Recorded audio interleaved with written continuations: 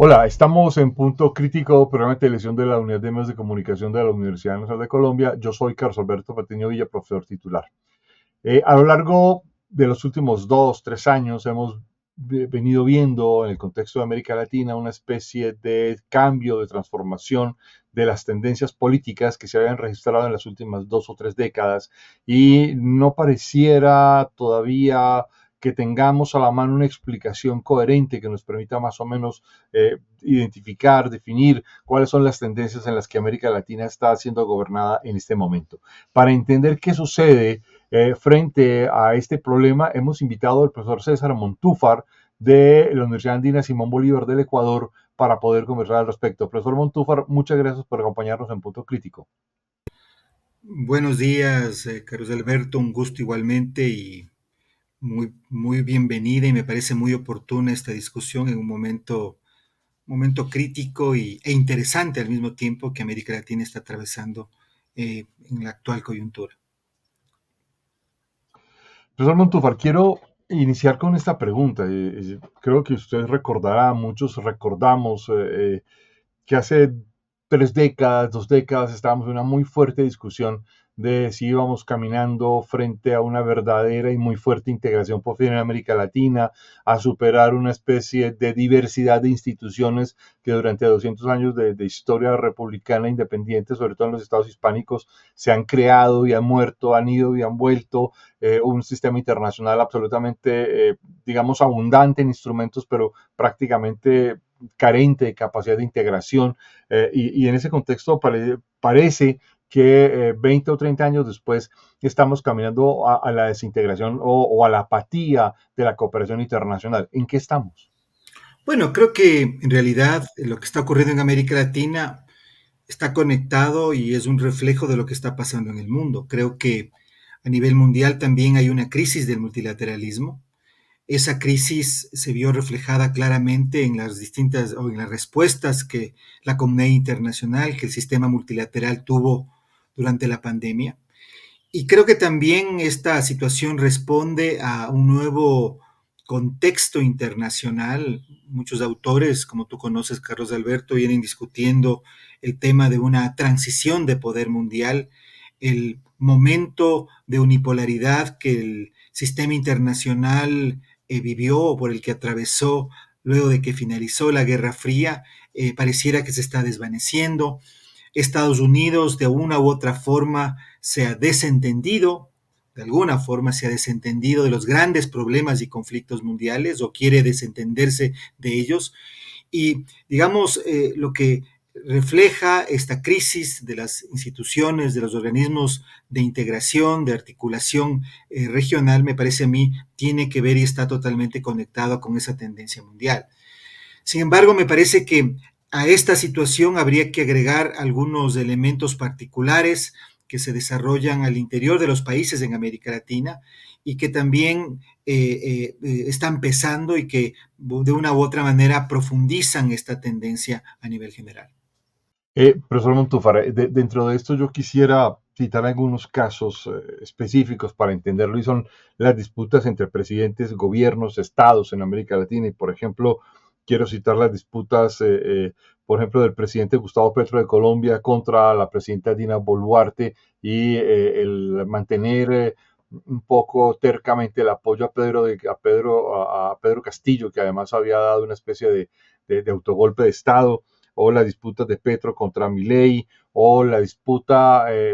mediada por una crisis diplomática muy seria entre el presidente Noboa del Ecuador y el presidente López Obrador de México, o las diferencias entre, digamos, claramente manejadas diplomáticamente, mucho más productivamente entre Lula da Silva y Javier Milei, pero finalmente hay unas disputas y unas diferencias muy profundas, el no entendimiento de México con Brasil, en el periodo además en el que se supone que tanto AMLO como López Obrador como Lula da Silva reivindican ser parte del mismo bloque de ideas o de concepciones políticas, o el apartamiento de Gabriel Boric de las corrientes de izquierda para terminar teniendo a veces posiciones que algunos calificarían de más realistas y más sensatas.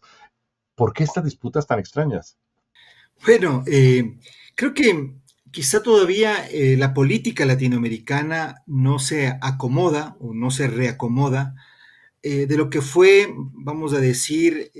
durante la primera y parte de la segunda década del siglo, esta convergencia y yo diría de alguna manera predominio en algunos de los países esa tendencia progresista, lo que se llamó el giro hacia la izquierda la preeminencia de los gobiernos progresistas en América Latina. En la época en la que gobernaban simultáneamente Chávez, Lula, Kirchner, igualmente estaba Evo Morales, estaba Correa en el Ecuador, al menos en Sudamérica había, por decirlo de alguna forma, una corriente y una tendencia predominante. A nivel internacional, igualmente, existía en esa época, vamos a decir, una condición favorable en los mercados internacionales. Vivíamos o atravesábamos el famoso boom de las commodities y de una u otra manera estos gobiernos, llamados a sí mismos progresistas, contaban con muchísimos recursos para no solamente desplegar políticas hacia lo interno, sino también tener una postura y una posición muy activa a nivel internacional y a nivel regional. Eran las épocas en las que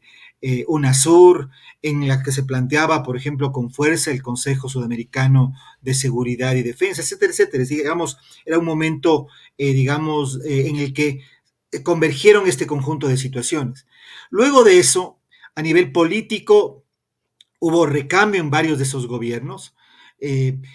Hubo también, me parece a mí, un golpe fuerte en la economía mundial. Y en tercer lugar también,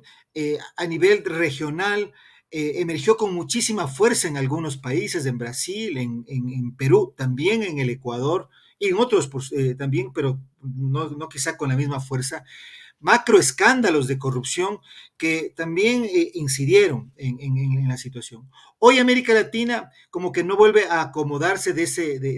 y a tener una suerte de convergencia o vivir un momento similar al que vivió en el momento que describí hace un momento. Y lo que tenemos al mismo tiempo es, yo diría, el afianzamiento de gobiernos personales, de presidencias y liderazgos fuertes que a nivel interno, incluso a nivel interno y que a nivel internacional comienzan a chocar en función de sus distintas posiciones y perspectivas ideológicas. Creo que de los casos más importantes es esa disputa que tú mencionabas hace un momento entre el presidente Petro y Milei. Y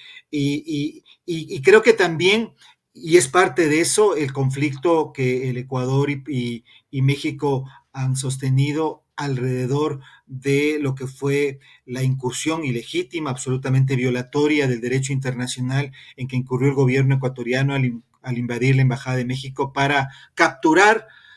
no solamente a alguien que tiene dos procesos y dos sentencias en firme en el Ecuador, sino también a un personaje que es parte de la corriente de Correa y por lo tanto de una u otra manera perteneció a esta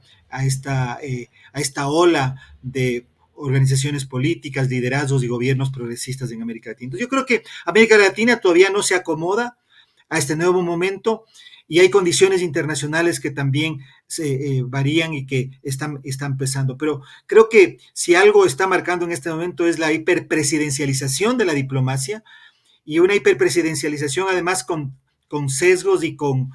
sesgos ideológicos, en el que se traslucen además disputas ideológicas, lo cual en el pasado ocurría, pero quizá no con tanta frecuencia, ni con tanta, diría, espectacularidad, porque un tuit que va y viene entre presidentes o entre cancillerías es algo que por supuesto no se veía hace un par de años o una década. Dentro de estos casos hay dos que me llaman la atención por el protagonismo que habían tenido a lo largo del siglo XX como líderes subregionales que eran Brasil y México. Y es muy curioso y no sé si sintomático que justamente en este par de gobiernos que hay en Brasil, bueno, entre Jair Bolsonaro y Lula parece que hay más continuidades en política internacional que rupturas o discontinuidades. Y en el caso de México con López Obrador, hay una especie de aislacionismo, como de renuncia a este liderazgo subregional.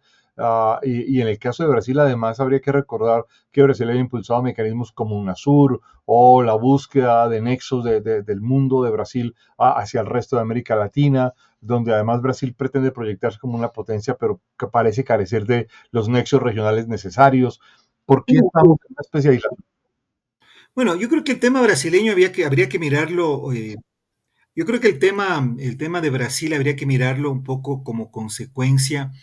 de lo que fue el post, eh, me parece que fue el post segundo gobierno de Lula. Eh, y, y también a lo que llevó esa política, algunos autores la han calificado de subimperialismo brasileño,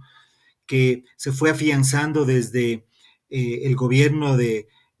Cardoso, que después se consolidó durante el gobierno de Lula, que tenía como punta de lanza la internacionalización de varias de las empresas y de los negocios y la influencia que tuvo la Cancillería brasileña, el Banco Interamericano de Desarrollo de Brasil, en el financiamiento de grandes obras de infraestructura, además construidas por estas mega empresas constructoras brasileñas, entre las cuales Odebrecht era una de las, no era una, no la única, pero quizá la más importante. El proceso de Lavallato, lo que significó en América Latina, el impacto que tuvo, la judicialización y grandes escándalos de corrupción en el Perú, en el Ecuador, también en Colombia, en Panamá, en República Dominicana. Todo eso me parece a mí que debilitó la proyección internacional que Brasil venía consolidando desde décadas atrás. Y eso me parece que de alguna manera explica la actual posición un tanto introspectiva que el gobierno de Lula está manteniendo frente a la región. Yo creo que allí hay un aprendizaje que me parece a mí importante. Hay un tema, Carlos Alberto, que no mencioné anteriormente, pero que me parece que también es muy importante y que marca el momento actual también de América Latina, que de una u otra manera tiene que ver con la influencia que ha tenido Colombia y el proceso de paz de Colombia hacia la región. Y es que eh, en, en la última década ha habido un cambio muy importante en lo que podríamos denominar la economía ilegal y transnacional del narcotráfico. Me parece que, y por eso decía, de una u otra manera, no está completamente relacionado, pero de una u otra manera tiene que ver con el proceso de paz de Colombia, pero sobre todo tiene que ver con el cambio de la organización regional de cómo esta economía ilegal se mueve, del papel que han adquirido transnacionalmente los carteles mexicanos, del papel que ha adquirido también el mercado europeo para la droga que se envía desde América Latina y la violencia criminal que ha ido desatándose y generalizándose en varios países de la región. Hace poco leía diversos informes y trabajos de cómo se mueve esta economía ilegal en países como Uruguay, Paraguay, Chile. No estamos hablando solamente de Perú, Ecuador, Colombia, México, Centroamérica, sino cómo estamos frente a una economía que tiene un alcance, una economía ilegal que tiene un alcance y una dinámica continental. Y eso además vinculado con vínculos muy fuertes con la política y con la institucionalidad. Entonces, creo que en los últimos 10 años, un proceso que venía desde atrás, pero que se ha manifestado y que se ha consolidado recientemente, también marca un aspecto y un elemento y una variable, un factor a considerar. Entonces yo creo que quizá lo que tú preguntabas al inicio, el tema que nos reúne en esta conversación, está también marcado por esto y eso de una u otra manera explica esta vamos a decir, este tipo de comportamientos, de actitudes, de fricciones en la región y esta imposibilidad de que los gobiernos puedan converger hacia políticas de integración mucho más claras como pareciera se dieron en la década pasada. Profesor Montúfar, no quiero dejar pasar pues su intervención alrededor de esto, que es muy cierto, el efecto, yo diría más el efecto más que la influencia del precio de paz en Colombia, y obviamente todo este asunto de narcotráfico, carteles mexicanos, violencia en la región, y hay una serie de observadores norteamericanos, británicos, incluso franceses, que han venido planteando que parte de este fenómeno tiene que ver con un momento en el que pareciera que la mayoría de los gobiernos de América Latina subestiman el problema de la seguridad e incluso el problema de la defensa, y pareciera que asumen que los asuntos de seguridad y defensa no son asuntos claves o centrales para el gobierno de un Estado. ¿Estaría usted de acuerdo con esa aseveración? No sé, no sé si por ahí va, posiblemente parte del análisis, pero creo que hay otra dimensión que también es muy importante y que la mencionaba también hace un momento, y es que en varios países de la región eh, esta criminalidad o las redes del crimen organizado transnacional de una u otra manera han penetrado, han capturado, se han incrustado en la institucionalidad y se han incrustado también en la política. Y creo que en este momento, en algunos países, hablo por ejemplo del caso ecuatoriano como un caso muy claro, pero no el único en la región, en la que tenemos que gran parte del sistema de justicia, del sistema penitenciario, gran parte de la clase política, eh, de una u otra manera tiene vínculos estrechos con estas organizaciones criminales y de una u otra manera estas organizaciones operan desde las mismas instituciones e instancias del Estado. Y creo que eso es un tema que de una u otra manera también cambia los paradigmas o los parámetros de seguridad y las concepciones de seguridad. Durante la época de la seguridad nacional, digamos, el gran tránsito se dio en la perspectiva de que el enemigo, digamos, el enemigo externo se transformó, era concebido desde la idea de enemigo interno. Después se intentó, desde la década de los 90, erradicar esa visión, cambiar esa teoría hacia la teoría o hacia doctrinas vinculadas al desarrollo humano, pero siempre en esta dimensión. Hoy pareciera que el enemigo está dentro del Estado, que se incrustó en el Estado y por lo tanto las viejas formas de entender la seguridad un poco como que quedan, me parece, desfasadas frente a nuevas realidades. Eso no quiere decir, por supuesto, que en algunos casos haya gobiernos que subestimen la importancia que tiene el tema de la seguridad. Pero, por ejemplo, en el mismo tema, ¿no? Tenemos países como Colombia, como quizá México, que en los últimos años, luego de una ola muy fuerte de militarización de la seguridad interna, están buscando caminos para regresar en ese camino. La Guardia Civil en México, la idea de, de paz total en Colombia,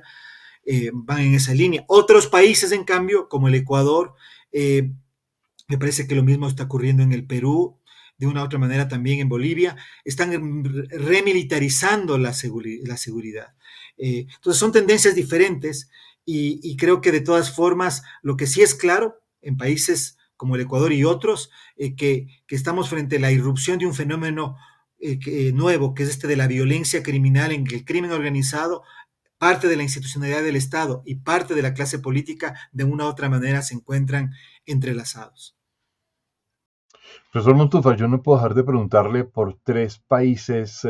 paradójicos, y dos de ellos se han vuelto muy problemáticos en América Latina, que obviamente son Cuba, Nicaragua y Venezuela. En el caso de Nicaragua, con una dictadura, un gobierno, si lo queremos incluso de democracia y liberal, si uno quisiera aceptar eso frente al caso de Daniel Ortega, que, como diría el escritor Sergio Ramírez, se ha vuelto tan letal como la dictadura de Anastasio Somoza, a la que se supone que los sandinistas habían derrocado, o el gobierno del chavismo, en este caso encarnado ya hace muchos años por Nicolás Maduro después de la muerte de Hugo Chávez, que también está en el marco, trata de legitimarse en medio del marco de una democracia iliberal,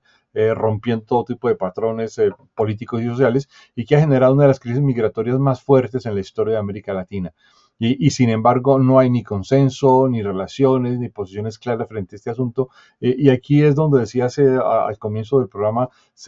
se ha notado una de las mayores distancias de Gabriel Boric, por ejemplo, con respecto a Gustavo Petro o Lula da Silva o el mismo López Obrador. ¿Cómo entender estos tres países en el contexto actual de América Latina? Bueno, yo creo que el caso de Nicaragua representa en América Latina, me parece a mí un caso extremo, en donde ya francamente no solo tenemos la instauración de un gobierno autoritario y totalitario, no es ya una dictadura, no es una dictadura, el régimen dictatorial tiene una característica de que es transitorio. El caso de Cuba, de Nicaragua y también de Venezuela es que no son gobiernos transitorios, son gobiernos autoritarios y totalitarios, que tienen tintes totalitarios, y eso evidentemente establece que los otros países, la comunidad interamericana y regional, eh, tenga enormes dificultades en poder establecer un tipo o cualquier tipo de relación constructiva, y me parece que ese es el problema. Eso es mucho más complicado en el caso de Venezuela para países como Colombia, que tienen una frontera viva, que los vincula y que por lo tanto las interacciones no solamente migratorias, sino culturales, económicas, son muy intensas. Pero me parece a mí que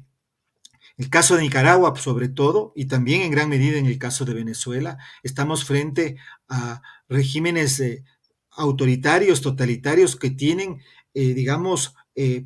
comportamientos y actitudes y una transición hacia digamos, la constitución de estructuras criminales desde el mismo Estado. Y creo que eso es extremadamente complicado.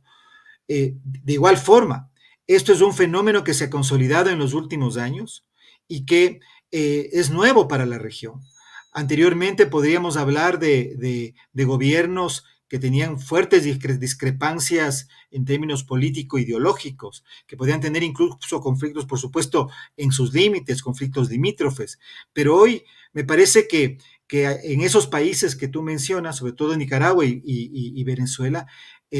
la importancia de la criminalidad dentro del Estado es una de las características principales.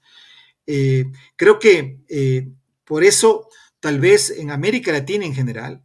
excluyendo algunos países, con mayor o menor intensidad, este fenómeno de irrupción la irrupción de este fenómeno de política criminal, como lo llamaba hace un momento, me parece que es importante.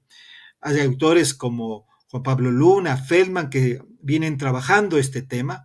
de cómo la política y la criminalidad están entrelazadas, y están entrelazadas cooptando y captando espacios importantes de la institucionalidad del Estado. Esto, por supuesto, que tiene influencias hacia lo interno de los países, pero tiene influencias también muy importantes en las relaciones entre los países. Y creo que allí está uno de los aspectos nuevos y sobre los cuales tal vez las ciencias sociales y también la opinión pública tendría que volcarse para discutir, debatir y también comprender estos fenómenos.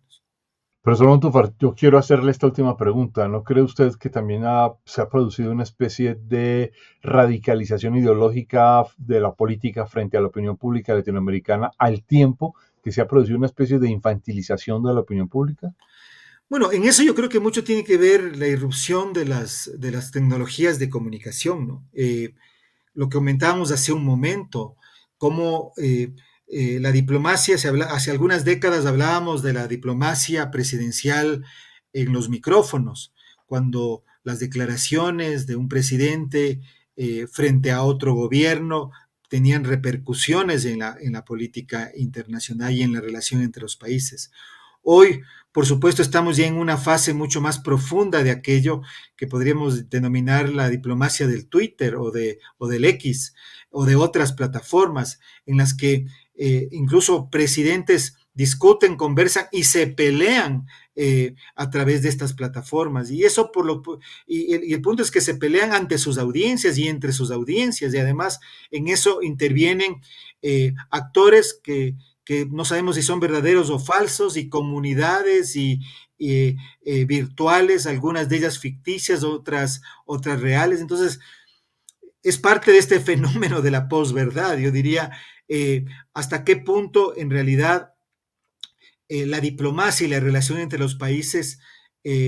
ha dejado de ser lo que era y está en una nueva fase debido a esta posibilidad de interacción instantánea ante audiencias, algunas reales y otras virtuales,